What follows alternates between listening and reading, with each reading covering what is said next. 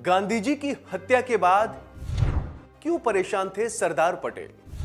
कैसे लगे थे पटेल पर आरोप? 30 जनवरी 1948 के दिन की शुरुआत गांधी के लिए आम दिन की तरह थी, लेकिन उन्हें नहीं पता था कि यह उनकी जिंदगी का आखिरी दिन भी हो सकता है। उस दौरान दिल्ली में बंटवारे की वजह से हालात सामान्य नहीं थे और इससे गांधी थोड़ा परेशान थे। हर रोज गांधी से कई लोग मिलने आते थे और 30 जनवरी को भी ऐसा ही हुआ।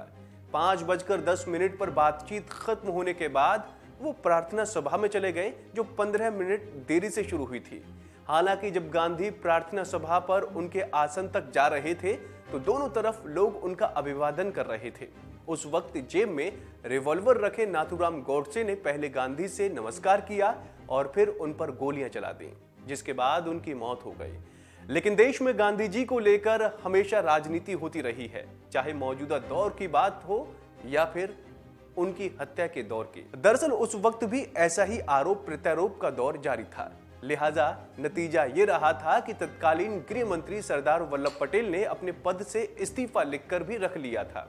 आपको बता दें कि गांधी की हत्या के वक्त सरदार पटेल देश के गृह मंत्री थे। देश में सांप्रदायिक संगठनों के खिलाफ गुस्सा तो दिख ही रहा था, कहीं कहीं पर पटेल पर भी उंगली उठ रही थी। वामपंथी नेता पी सुंदरैया ने सरदार पटेल पर आरोप लगाया था कि हिंदू महासभा, राष्ट्रीय स्वयंसेवक संघ और सरदार पटेल ने महात्मा गांधी की योजना बनाई थी ताकि फासिस्ट शासन चिरस्थापित हो सके। वहीं जयप्रकाश नारायण भी ऐसा मान रहे थे कि सरदार अपने कर्तव्य में चूक गए थे। इतना ही नहीं, स्टेट्समैन्स अखबार में तो ये तक छाप दिया था कि महात्मा गांधी की रक्षा में नाकाम होने के कारण पटेल को इस्तीफा देना चाहिए। वहीं सरदार वल्लभ भाई पटेल के लिए ये आरोप झकझोर देने वाले थे। उन्होंने फैसला ले लिया था कि अब वो नैतिकता के आधार पर अपने पद से इस्तीफा दे देंगे। पीयूष बबेले ने अपनी किताब नेहरू मिथक और सत्य में बताया है कि 3 फरवरी 1948 को अपना इस्तीफा लिख दिया था। पूरे घटनाक्रम का जिक्र पटेल के निजी सचिव वी शंकर ने किया।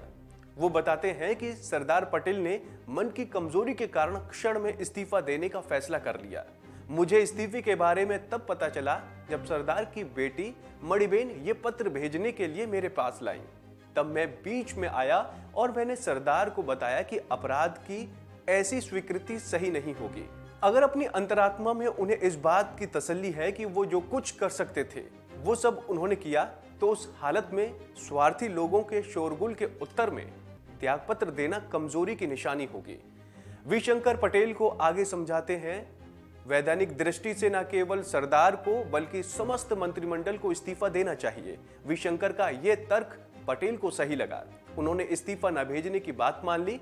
सरदार अपना त्यागपत्र नष्ट कर देना चाहते थे, लेकिन वी शंकर ने उन्हें सलाह दी कि इतिहास के लिए इसे सुरक्षित रख लिया जाए।